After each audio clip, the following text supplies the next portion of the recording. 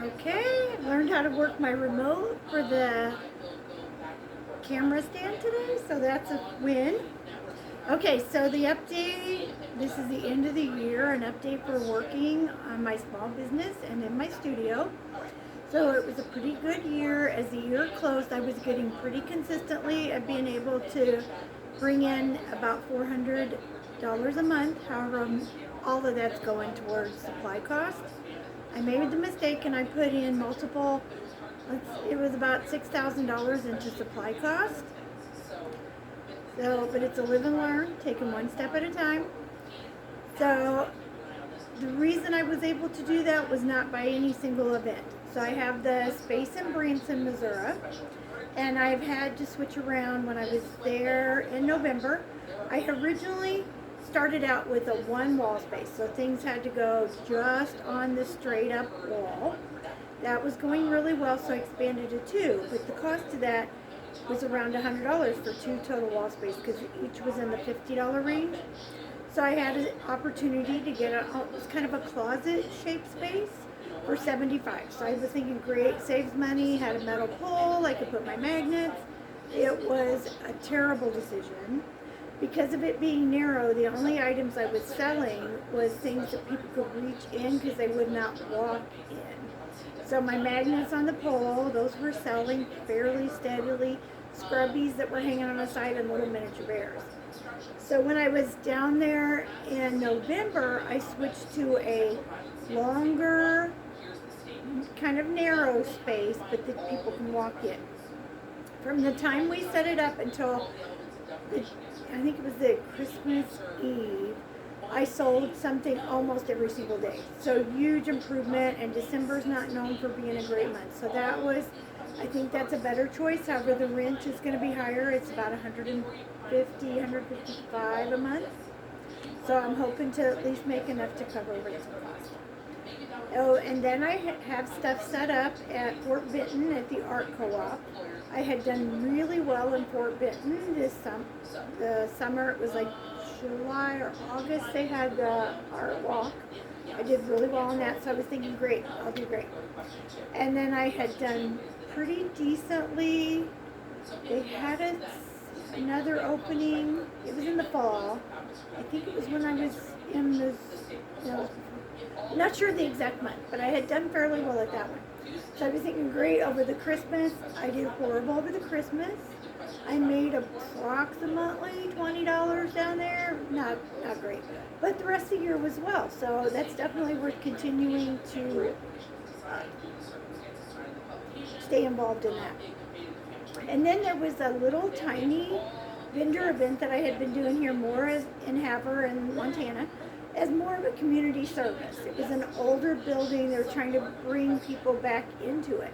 Starting out, I was averaging about, for a weekend, in the $40 range.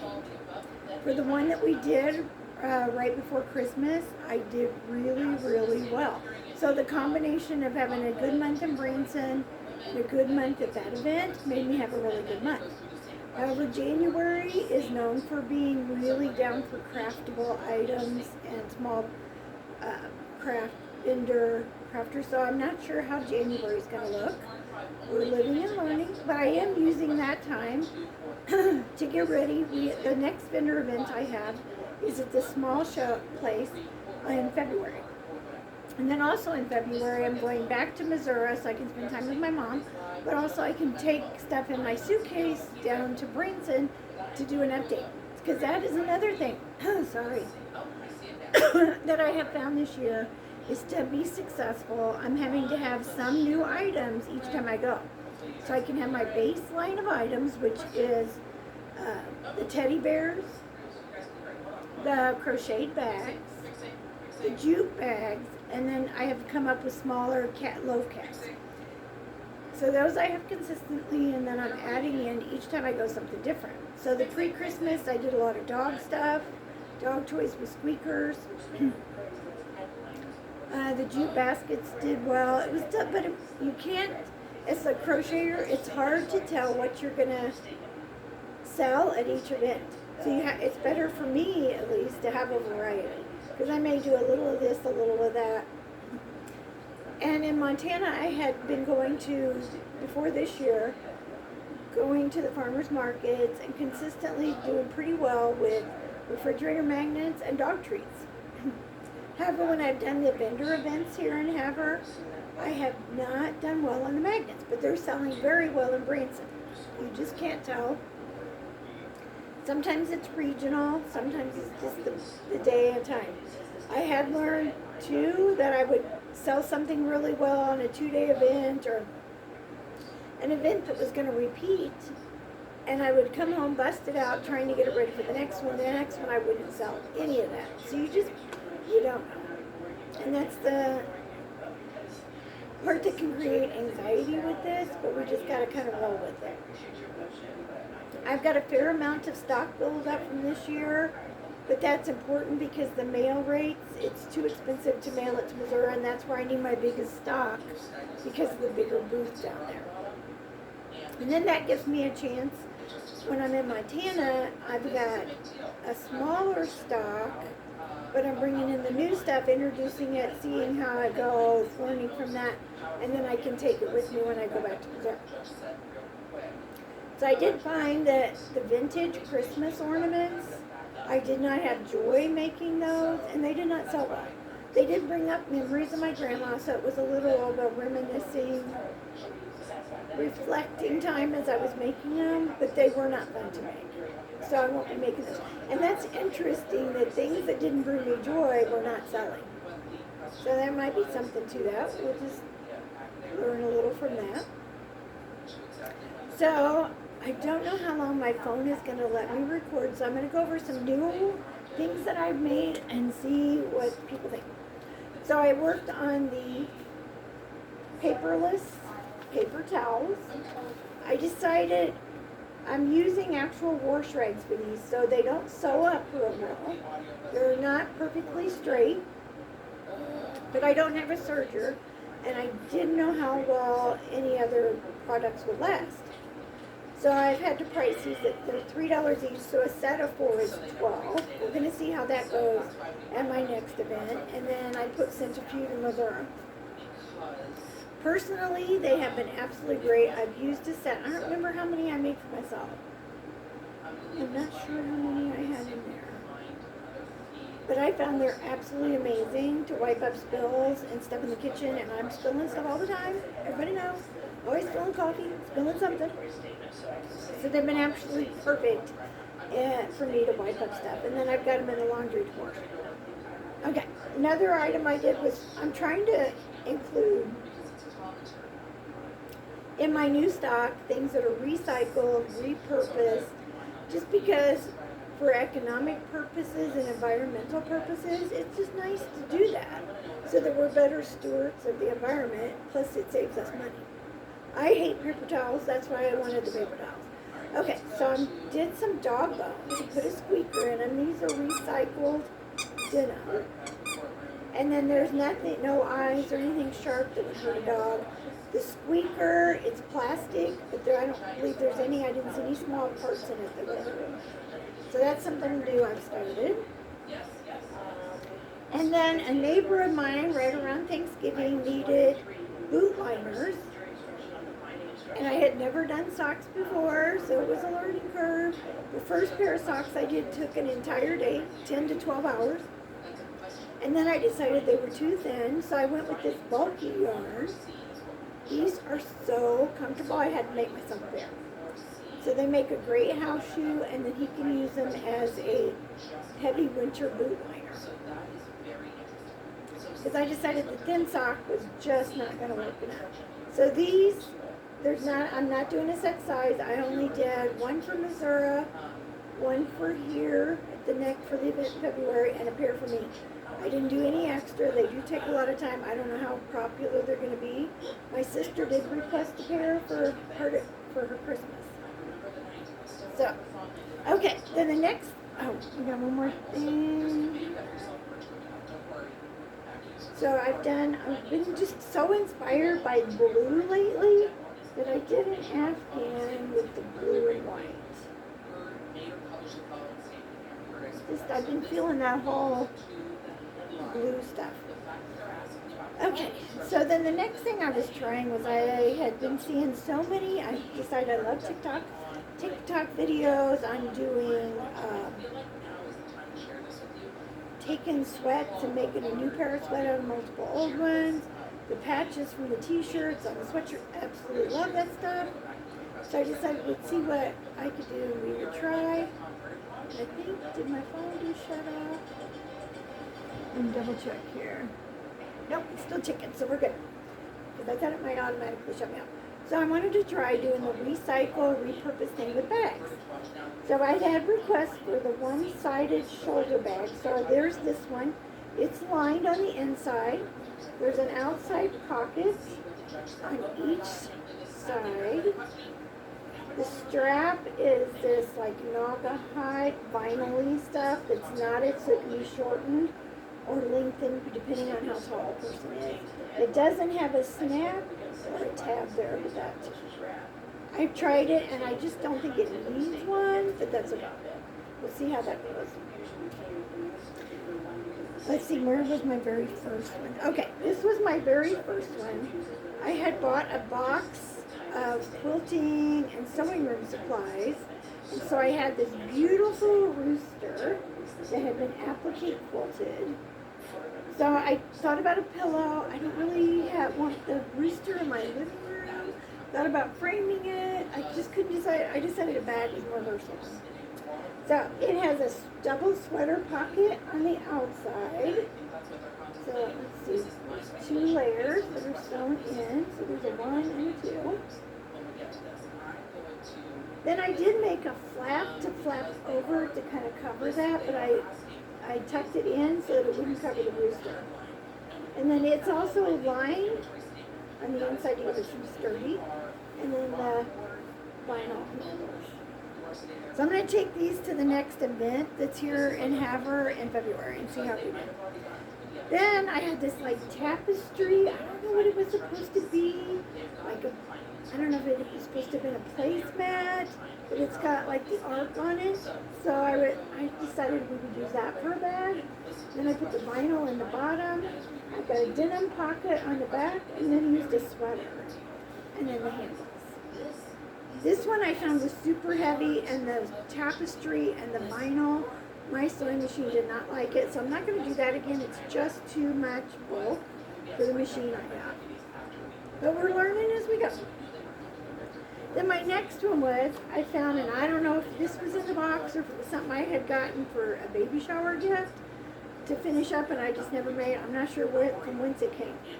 So then there's this childlike print of an arc. So I put the sweater on the back, another pocket, and this is another of the double pockets, and then it's got a lining. And it's lined on the inside. So I learned the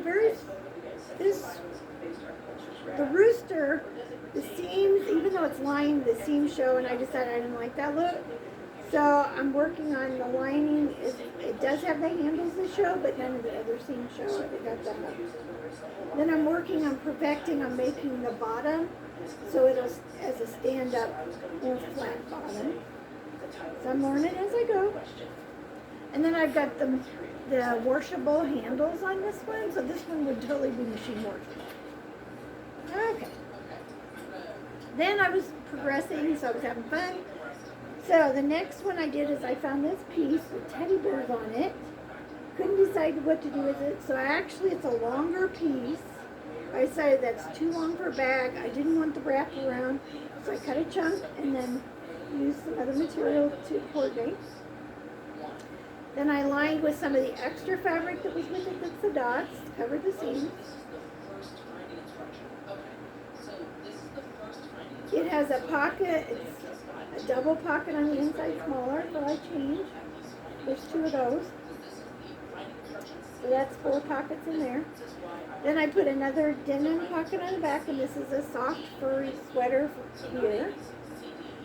And then when I was trying it to see how it hung, I felt like it was going to come open a lot. So I included a little strap, the buttons, that can be either long or short. So it can restrict how far open that goes. Either way. So I have not included zippers yet. One, zippers are complicated. I don't have any. I can purchase them in bulk, but that's going to take more time, increase the cost. So I'll have to play with these for a while, and then I might add zippers. But for right now, I'll add buttons and maybe some connectors, but I'm not going to add zippers to show. So the next project I was working on is I'm determined for Valentine's Day to get some crocheted flowers. Now this one I'm just folding up real quick. Let's give you a rough idea. That's roughly what the crocheted roses are going to look like.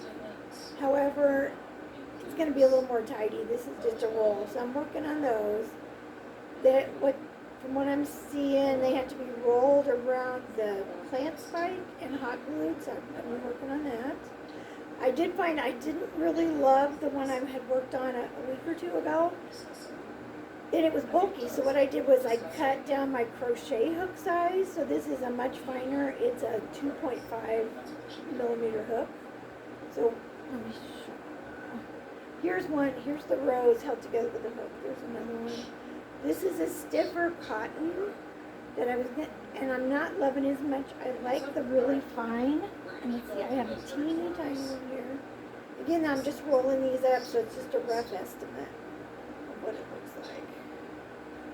Because they'll be wrapped and secured a little better. So that's my favorite. It's a little tiny, fine thread. And then I tried it. I like the soft snuggly. The white I like real well. I have a pink I like, and then this odd pink. So I'm playing with textures, thicknesses on the yarn to see how we do. I have some more bags I want to put together. Working on the flowers. I have some yarn coming. I'm going to try pigs, and then I want to try to do some chocolate rabbits. I thought those looked fun, and maybe some hearts.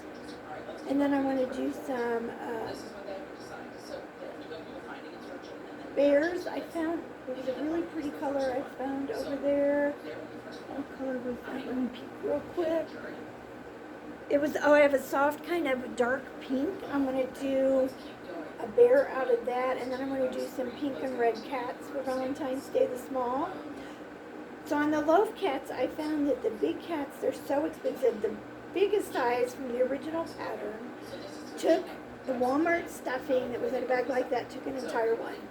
So I'm like, that's just not going to work, because those bags, that's quite a bit for just that bag of stuffing. So I started ordering in bulk, and I downsized the cats to where they're only about this big, and I can make a $12 price point. Those seem to go much better than the ginormous cats.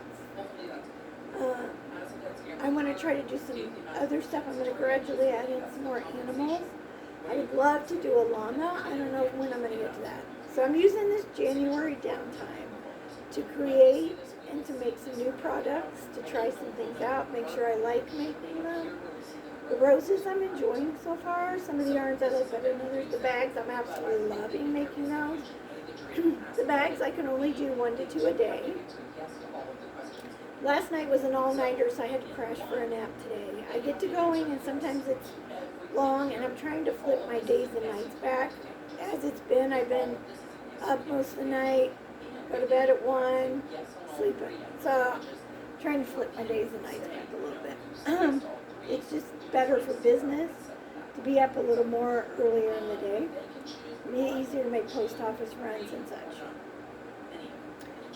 I did discover a new thing. Pirate Ship is a shipping app that you can use. You weigh, measure your box, and you can save some money on your postage.